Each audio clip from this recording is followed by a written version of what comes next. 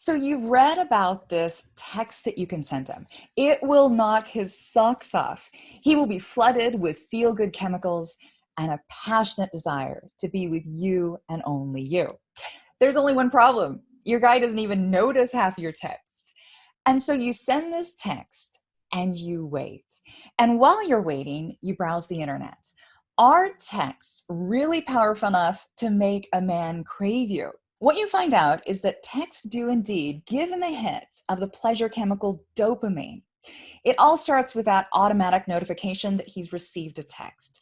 He hears that sound and he's already wondering who texted him. And that anticipation gives him a hit of pleasure.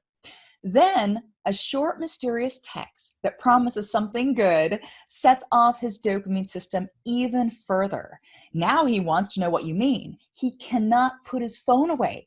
He has to text you back and find out what it is, or it will drive him crazy. Well, that's certainly a nice effect. But then something occurs to you. If texting, emailing, and tweeting all trigger the dopamine system, then it's not some special feeling. It's the exact same feeling that keeps him clicking through to that next link or trying to beat the high score on his favorite game. Your text triggers the same feeling in him as Candy Crush. It's kind of humiliating. So when you get the text back from him, you're already over it.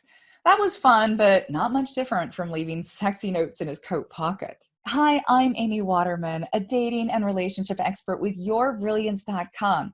And in this video, you're going to find out what research really says about texting in relationships and what you can do to keep the chemistry hot.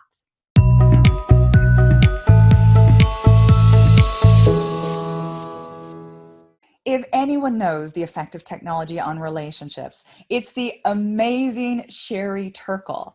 Turkle has been studying the way technology and relationships interact since the 1970s.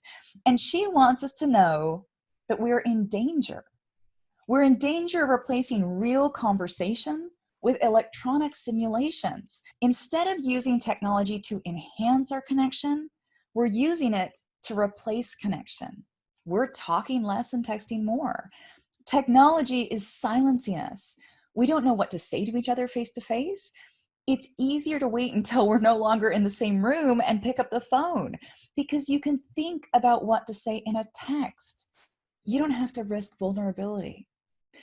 Imagine trying to have a hard conversation with a man face to face. You can see the emotions cross his face and you stumble over your words. It's hard to pick up your train of thought, but you can't stop now, and you're saying all the wrong things, and you can see him shutting down on you. Now imagine sitting on your sofa one evening and picking up your phone. You take a deep breath, and you begin composing a text. You search for the right words, and maybe it takes you 20 minutes to write that first text, but when you press send, you feel good about what you've done. You've opened up a hard conversation without being too emotional or too critical. And now you can wait to see what he has to say. Which option sounds better to you? Well, it's obvious, right? Texting keeps you safe. Texting gives you control. It creates a barrier between your words and his reaction. We're losing our taste for the messiness of relationships. Like, which would you prefer? Sitting at home in your pajamas and typing messages to a handful of men on an online dating site, or dressing up and going out to a social function where you'll have to stand around with a smile on your face making intelligent conversation? Well, exactly. People require too much of us. Technology doesn't. No wonder the idea of texting our way to a man's heart is so appealing. We don't have to do anything. Technology does the work for us. You just plug in that pre-scripted text and you let it do all the work. And if he's falling for someone else's words instead of your own, what's wrong with that, right? People have been courting each other with classic love poems and songs for centuries, and no one accuses them of plagiarism. But at some point, you're going to have to sit across the table and find something to say. At some point, you're going to have to talk in person about that difficult topic you broached on the phone. At some point, you're going to end up sitting on the sofa together with that silence stretching between you. Will you even remember how to talk? Turkle found that the mere presence of a phone, even if it's turned off, changes how we talk to one another. The conversation switches to more trivial topics. It's as if the phone is a reminder that the conversation could be cut short at any moment, so it's best not to get into anything deep or important. The more people text, the less time they make for face-to-face conversations. If you have been in constant contact all day long by text, why do you even need to make time to see each other, right? Because you've already shared everything that's happened during your day. A study found that the more you and your guy text each other, the less you tend to see each other. And the less you see each other, the less happy you feel in your relationship. Texting can even invade our homes.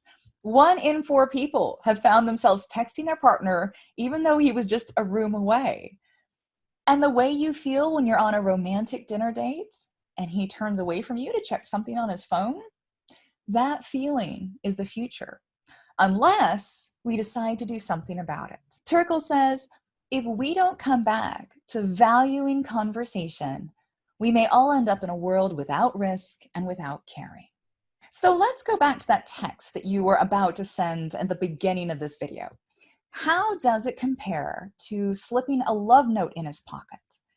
Well, when he gets your text, he'll see your name pop up on his screen and he'll smile.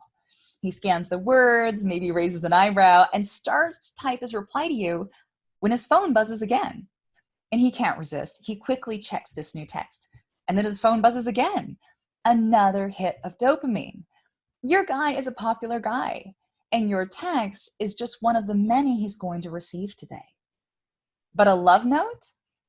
He'll feel it in his coat pocket, and he'll wonder what it is. And he'll take it out, and he'll see your handwriting and maybe smile in surprise. And as he reads it, his fingers will brush over the words, and he'll notice everything, right? Your handwriting, the color pen you used, the slip of paper you grabbed. It feels like a piece of you that he can keep with him. It's irreplaceable, just like you. Would you like to know more about how to make a man feel really, really good? Then make sure to check out my free report on the 3 A's of effortless attraction. I'll be sharing with you the secret to the feeling of love in a bottle, and you can use this on any guy, even if he has no clue that you're interested. Click on the link to find out more. See you next time.